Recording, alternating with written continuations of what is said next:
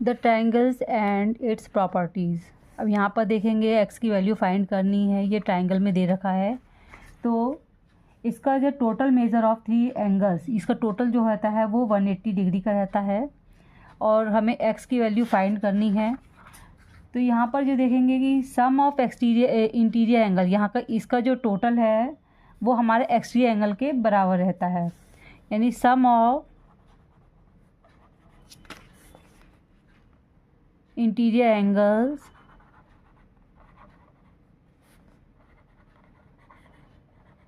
Equal exterior angle.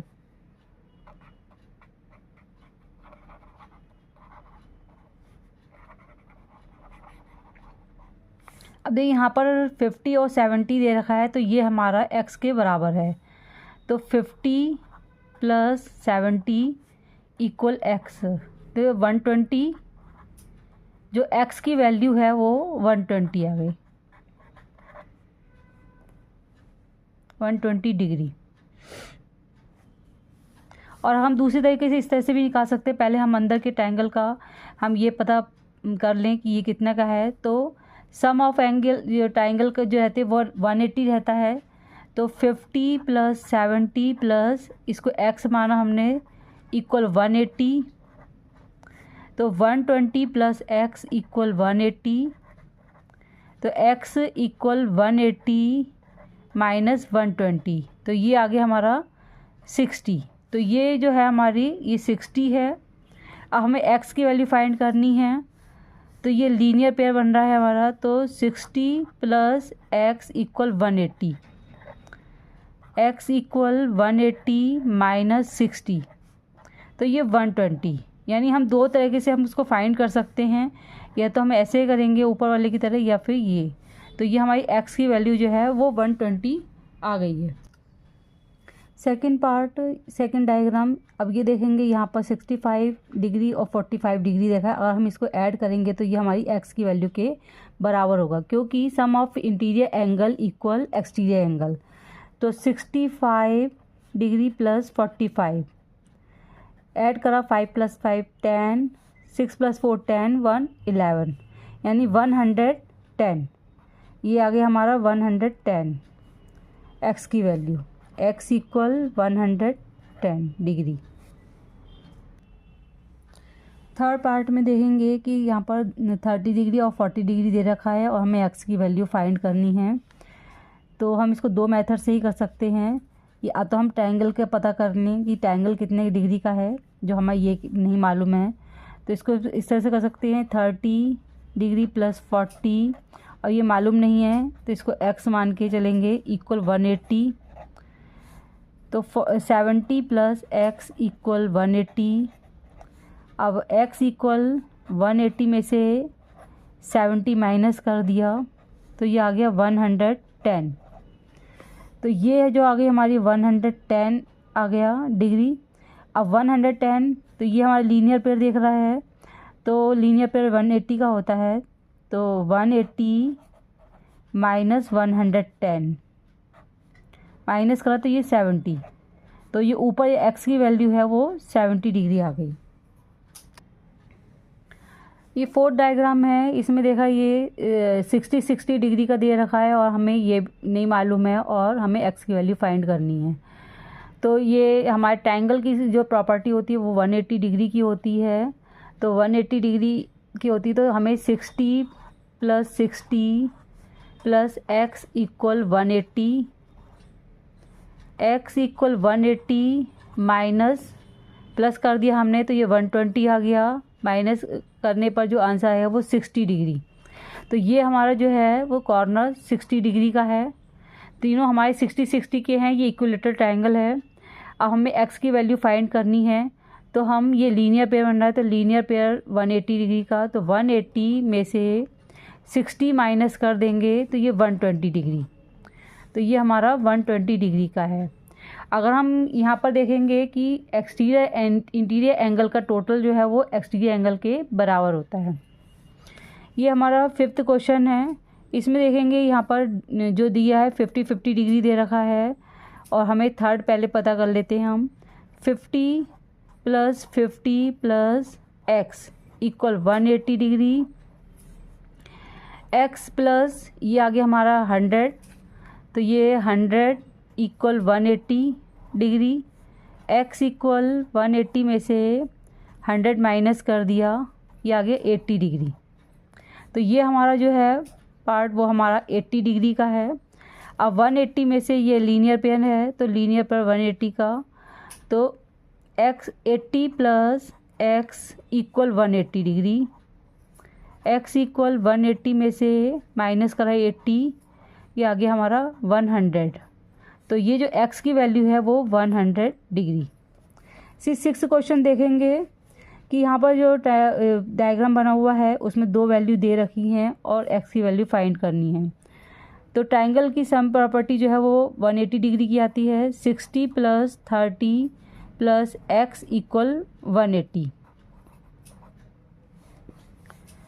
तो ये 90 हो गया।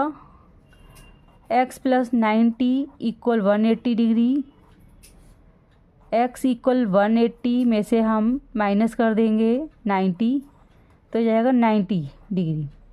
तो ये जो है हमारा 90 आ गया। अब हमें इसकी x की वैल्यू फाइंड करनी है, तो 90 plus x equal 180 degree, x equal 180 में से हम 90 माइनस कर देंगे, ये आ गया हमारा 90 डिग्री।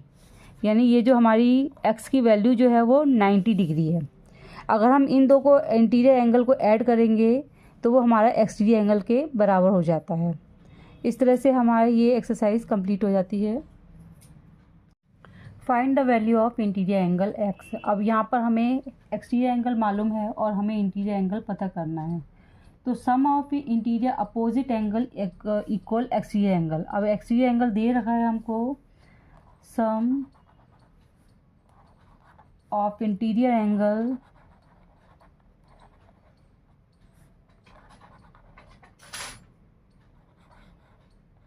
इंटीरियर एंगल अपोजिट में इक्वल एक्सटीरियर एंगल।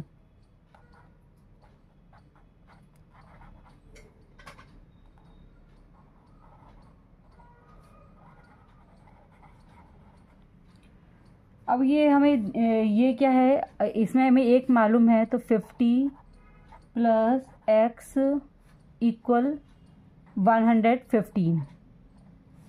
हमें x फाइंड करना है ये, तो x इक्वल 115 माइनस 50,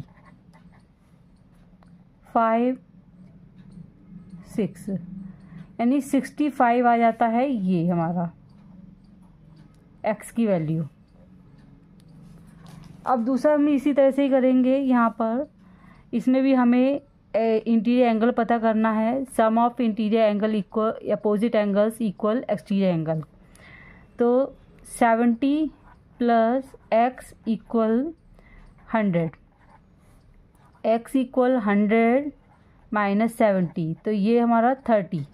तो जो x की वैल्यू है वो 30 डिग्री आ गई। ये थर्ड डायग्राम बना हुआ है, इसमें भी हमें x की वैल्यू फाइंड करनी है और यहाँ पर हमको स्क्वायर में दे रखा है, इसका मतलब होता है ये 90 डिग्री का है। तो ये हमें अपोजिट एंगल जो है इंटीरियर के वो एक्सटीरियर एंगल के इक्वल होते हैं। तो 90 degree plus x equal 125, x equal 125 minus 90, 5 3 35। तो जो हमारा दूसरा एंगल जो है वो 35 डिग्री का है, यानी x इक्वल 35 डिग्री। यहाँ इसमें भी हमें इंटीरियर एंगल में x की वैल्यू फाइंड करनी है। तो यहाँ पर भी रूल वही फॉलो होगा कि interior opposite angle equal exterior angle के। तो 60 plus x equal 120 degree, x equal 120 degree minus 60। तो 120 में से 60 माइनस करा तो 60 डिग्री, तो ये हमारा 60 डिग्री। तो x की वैल्यू जो है वो 60 डिग्री। अब इसमें भी वही करना है हमको कि हमें एक्सटीरियर एंगल दे रखा है और हमें इंटीरियर एंगल पता करना है। तो जो अपोजिट है इंटीरियर एंगल है वो एक्सटीरियर एंगल के इक्वल होता है। तो 30 plus x equal 80 degree, x equal 80 degree minus 30 degree. तो माइनस करेंगे तो ये आ जाता है हमारा 50 डिग्री। तो x इक्वल 50 डिग्री, यानी x की वैल्यू जो है वो 50 डिग्री आ जाती है। यहाँ पर देखेंगे ये हमारा लास्ट है इसका। तो यहाँ पर भी हमें एक्सटीरियर एंगल फाइंड है, हमें पहले पता है, और हमें इंटीरियर एंगल की वैल्यू पता करनी है।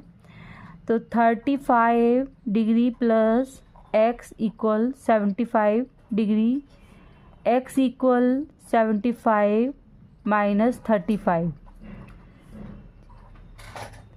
40 डिग्री। तो जो हमारी x की वैल्यू आ गई है वो 40 डिग्री आई है। इस तरह से हमारी एक्सरसाइज कंप्लीट हो जाती है।